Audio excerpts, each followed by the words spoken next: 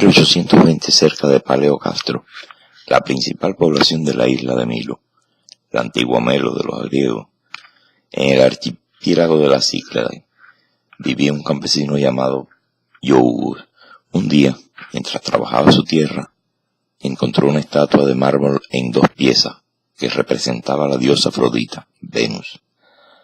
Admirado de su belleza, la conservó en su casa durante algún tiempo, rechazando cuantas ofertas y reclamaciones recibía, hasta que sus conciudadanos decidieran regalársela al príncipe turco Morosi, que gobernaba por entonces la isla en representación del Pachá otomano.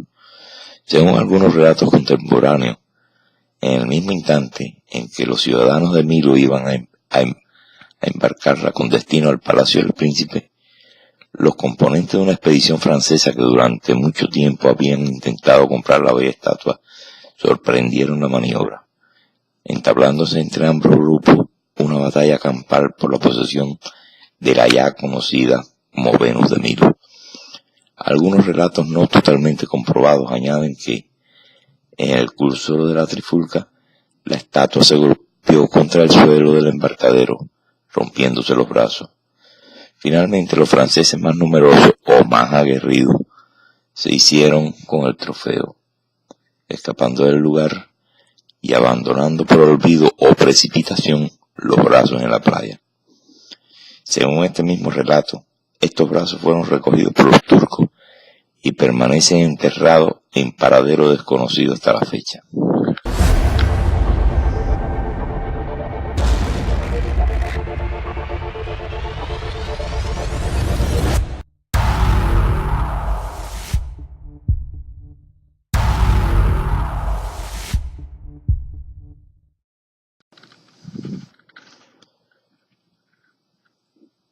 ¿Qué es el Taj Mahal? Es un monumento funerario construido entre 1631 y 1654 en la ciudad de Agra, estado de Uttar Pradesh, en la India, a orillas del río Yamuna, por el emperador musulmán Shah Jahan en la dinastía mogol. El imponente conjunto de edificios se erigió en honor de su esposa favorita, Atmuhan Banu Bagum, más conocida como Mumtaz Mahal, que murió en el parto de su 14ª hija. Se estima que su construcción necesitó el esfuerzo de unos 20.000 obreros, bajo dirección de un conjunto de arquitectos liderados por el arquitecto de la corte, Ustad Ahmad Lahori. Alrededor de 1830, todo había sido programado para que el Taj Mahal fuera demolido, a iniciativa de los ingleses, para que su fachada de mármol pudiera ser trasladada a Londres y vendida en pública subasta. La maquinaria ya estaba a punto de comenzar su trabajo cuando llegó una contraorden desde Londres. Sin embargo, esta sensata contraorden no obedecía a la sensibilidad artística, ni siquiera al más básico sentido común. Simplemente se trató de una decisión estrictamente comercial. Días antes, otra subasta de mármol, de monumentos y edificios hindúes destruidos, no había obtenido el éxito apetecido.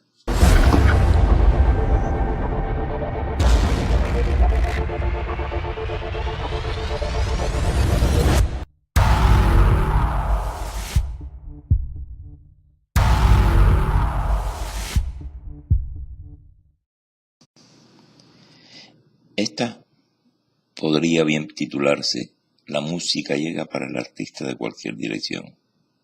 Veamos. Domenico Scarlatti, nacido en Nápoles en 1685 y muerto en 1757 en Madrid, compositor, clavecinista y pedagogo italiano, nacido el mismo año que Juan Sebastián Bach y G.F. Händel, ocupa en la historia de la música una posición intermedia entre el gran estilo contrapuntístico barroco y el espíritu más sencillo y ligero del posterior periodo galante, del que se puede considerar precursor, sobre todo por sus más de 500 sonatas para clave. Hijo de Alessandro Scarlatti, los primeros pasos de Domenico en el mundo de la música estuvieron guiados por el ejemplo de su progenitor. En este contexto, cabe situar su temprana dedicación a la ópera, género en el que su padre había conquistado una merecida fama. El compositor italiano Domenico Scarlatti compuso una fuga para clavicordio en re menor, conocida como la fuga del gato, inspirándose en cierta ocasión en que su gato se subió al clavicordio y comenzó a pasear por el teclado, pulsando al azar las teclas. Igualmente, Federico Chopin, en 1849, estaba componiendo el vals número 3 en fa mayor cuando su gato corrió sobre el teclado del piano, divirtiendo tanto a Chopin que trató de reproducir los mismos sonidos en la que se conoce como el vals del gato.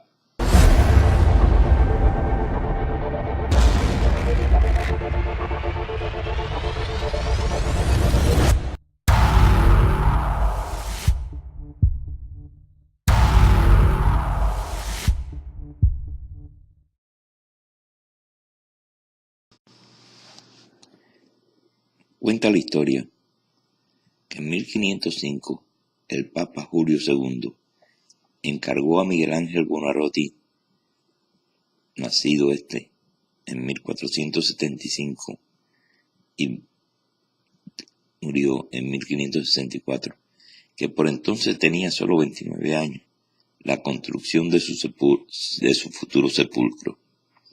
El artista diseñó un monumento de 2 pisos, formado por un sarcófago rodeado de relieves en bronce y de 40 estatuas de mármol. Una montaña entera de este material, extraída de las canteras de Carrara, a varios cientos de kilómetros de distancia, fue transportada hasta Roma. Sin embargo, según algunas crónicas contemporáneas, el pintor Rafael Sanzio, quien vivió desde 1483 hasta 1520, y su pariente protector, el arquitecto Donato di Angelo, más conocido por Bramante, celosos de la gloria de esta obra, iba a reportar al joven Miguel Ángel, intrigaron ante el Papa, convenciéndole de que la construcción de su sepulcro en vida podría traerle la desgracia. Le recomendaron que, a cambio, Miguel Ángel pintase el enorme techo abovedado de la Capilla Sixtina, pensando que este trabajo excedería las facultades de Miguel Ángel, hasta entonces solo conocido como escultor.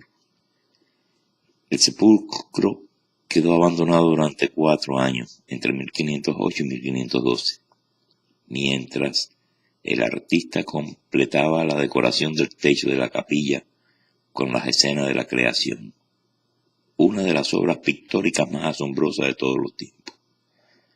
De esta forma, al morir Julio II, en 1513, su tumba no estaba construida. Miguel Ángel, requerido por sucesivos papas, fue demorando la finalización de esta obra. 40 años después de haber iniciado la construcción del sepulcro, Miguel Ángel solo había esculpido algunas estatuas de las 40 que tendría que haber flanqueado la tumba, entre ellas el famoso Moisés de 3 metros de altura, considerada la escultura más representativa del Renacimiento italiano. En 1545, Miguel Ángel, ya con 69 años, concluyó una versión muy reducida de la tumba de Julio II, con Moisés en el centro, en la iglesia de San Pedro Encadenado de Roma.